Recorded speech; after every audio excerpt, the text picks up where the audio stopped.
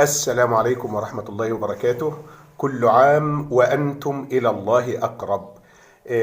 على بداية السنة الجديدة 2023 صدر كتابي الثامن وديواني الأول، لأن أنا قبل كده صدر لي 7 كتب يعني عن أدب الأطفال وكده، كتب إسلامية، فده ديواني الأول.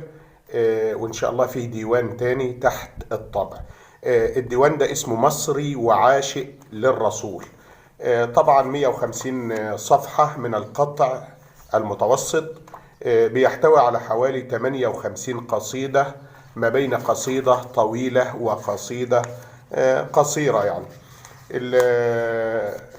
طبعا بيبدأ بمقدمة وإهداء إلى روح والدي الطاهرة الذي علمني كيف أمسك القلم بيديه المشققتين التي لم يمسك بهما سوى الفأس. ده عرفان مني بالجميل. الديوان كله باللغة العامية، يعني 58 قصيدة كلهم عامية. هقول قصيدة منهم.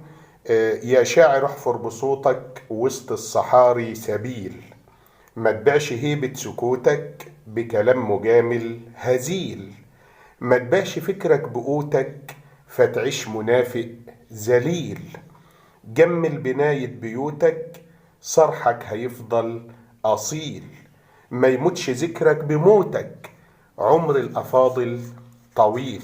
طبعا الديوان قسمته ل9 أبواب، كل باب بيحتوي على نظم معين من القصائد العامية.